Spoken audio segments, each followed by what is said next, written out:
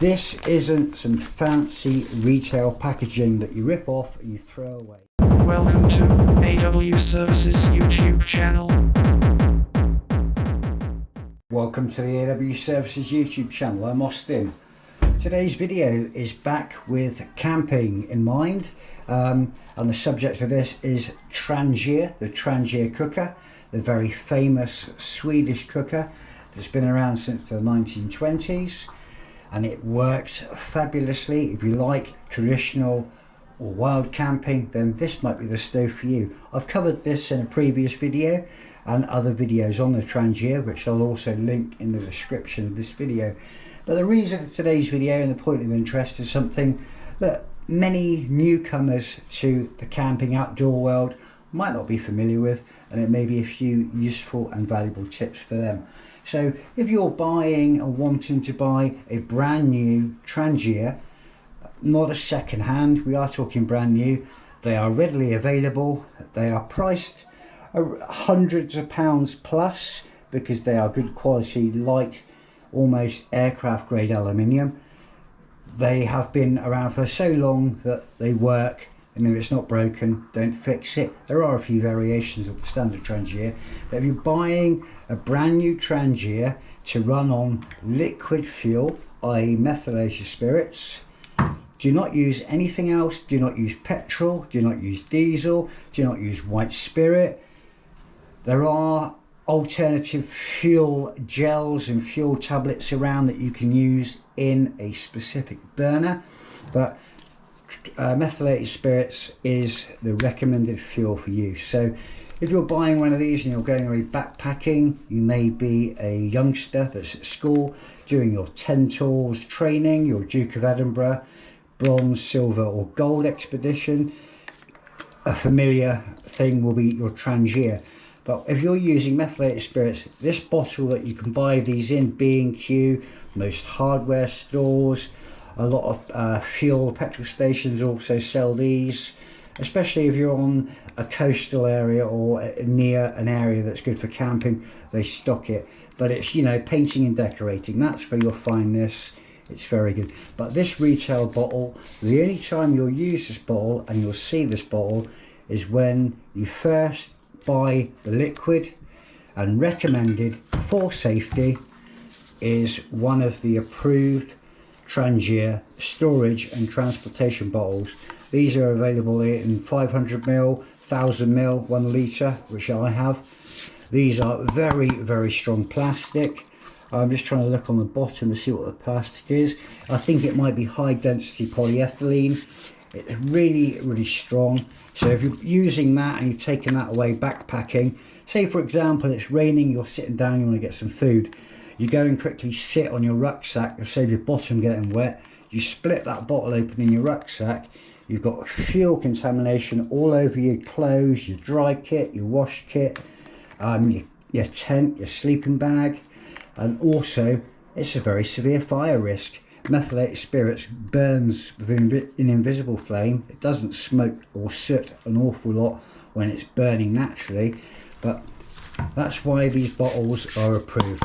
They're solid, they've got a very good safety valve on the top to stop accidental spillage or leaks, but they're brilliant. They've been around for many years, so do not use anything other than these approved bottles, and decant your methylated spirits into this bottle before you go camping, or if you are camping and you run out, come back to your campsite or wherever you're staying, top your red bottle up and then discard the empty plastic bottle, or try to recycle it if you can.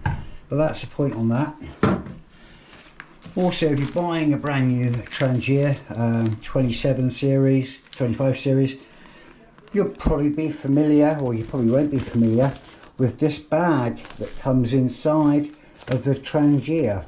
This isn't some fancy retail packaging that you rip off and you throw away. This yellow bag is for a reason.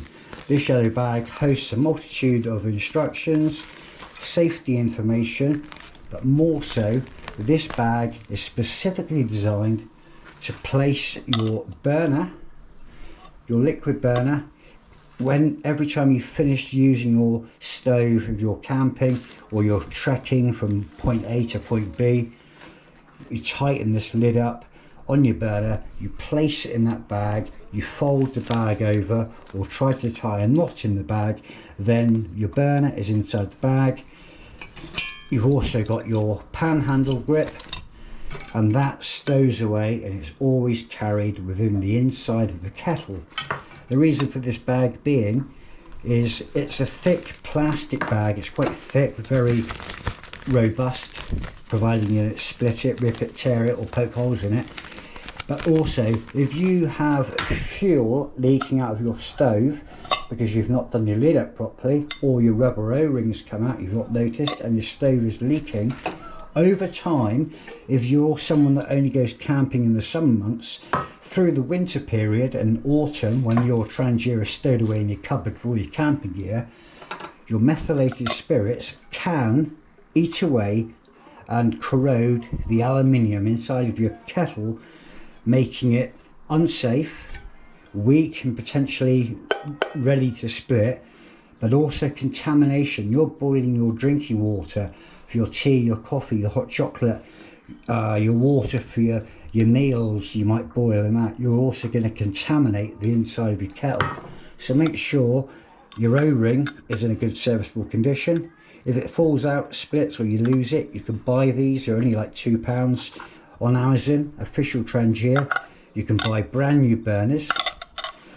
One other point I want to touch upon, I'm not going to entertain the subject of adding water to your Trangia burner because people think it soots less. It's an urban myth. These are designed to hold fuel and fuel only. You start putting water in this, the wicking material around the inside of here is going to absorb all that water and it will start to eat away at the brass. Water and fuel isn't a good mix because you could end up boiling the water under the fuel and then it spits and squirts everywhere and catches you on fire, your tent on fire. So that's that subject closed. Methylated spirits only in this container. Do the lid up, stow it away in your yellow bag. If you haven't got a yellow bag, I double bag using these plastic transparent sandwich bags with a slide lock. I also tighten my stove up. I wrap it up in multiple layers of kitchen tissue paper into a little parcel with my pan handle grip, place it in 2 of these bags, and then I stow it away inside of my kettle. That's an alternative. Also, the other point, you've got a simmer ring. That there always lives with your burner. Again, if you're out of season and you're not using your Trangia and it's winter, always ensure for that storage period you ensure that this burner is completely dry and empty of any fuel. If you can, leave it somewhere it's not going to stink out your house, maybe your utility room, your garage. Store it with the lid off until everything completely evaporates and it's dry. If you finish using this and again you're on a campsite and you finish cooking, it's hot, you put the lid on, you're going to create capillary action that's going to suck down on the inside of this lid. It's going to force the seal really tight and you're not going to be able to undo it, and then you could end up splitting the thread on here. And the same with winter storage. If you're storing it away and you've left the lid on, the capillary reaction within the temperature rise plus and minus of the heat and the cold could cause a vacuum inside your burner to suck your lid on really tight, and you won't get it off the next season you go camping. I always, as a rule of thumb, ensure it's dry. I make sure it's clean. I clean this with some Scotch Brite, which is a green scouring pad, when I'm not using it. And then I'll always add some Vaseline around the lid. Don't add anything else. Vaseline is petroleum spirit, so it's not dissimilar to the fuel you're using. Put it around the lid and then I screw the lid on and then store it away. Really, that is about it, other than cleaning and care for your Trangia. You know, every time I've gone camping with my Trangia, I've come home and I've cleaned it. What you see before you is my Trangia 27 series. It's about 24, 25 years old now. My original kettle, my original pots and pans, my original windshield, my frying pan, etc. But other points to remember, very crucial points, something I must touch upon. First time using this and you're not very familiar with it, do read the instructions. There is plenty of information online at the Trangia website. When you are cooking, and if you're on the moors and it's windy and it's gusty, always make sure, and it sounds a bit counterproductive, always make sure that these holes on the front of your burner support are facing into the wind. If they're not facing into the wind and the wind's the opposite direction, you can create a vacuum effect and you can direct all that heat from your burner on the inside of it. And excess heat and dry cooking, that's dry cooking with no food, maybe you've got a bit of oil in your frying pan, you know, anything that's dry cooking, or you've cooked your meal, you've put your pan back on the top but you've not extinguished your fire, you can melt this aluminium and completely destroy it. You know, this here is about £127 worth of Trangia. If you're going to leave this to superheat with the burner going, the saucepan back on top, when you finish cooking, you're going to melt and damage your Trangia. You know, mine has a few dents in them. I like to address those with a small wooden hammer and try to pull those dents out. But it's 25.5 years old. I've used it, it served me well, and I'll look after it. So care of your equipment, preparation of your equipment prior to going camping is imperative and an absolute must. Again, with your pan handle, when you're cooking, you know, you've got this set up.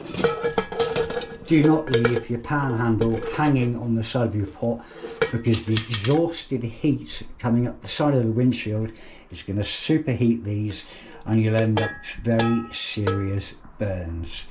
I always recommend that when camping, always carry, if you can, depending on your weight and load limitations, carry an old tea towel, something that's linen. Do not carry a microfiber, which is a polyester synthetic plastic based cloth, because that will melt through.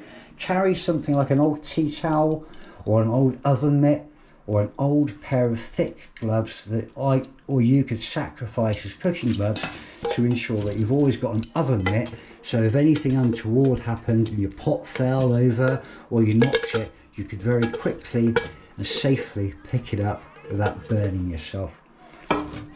But that's my tip on the Trangia, and especially my 27 series.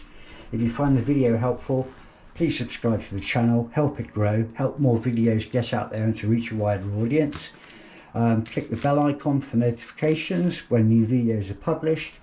If you have any comments, feel free to comment below, share it with your friends, and if you have any questions whatsoever, feel free to put them in the comments, and I'll do my best to either answer them, or if I can't answer them, I will then signpost you to the official Trangia website or a forum where you can get help.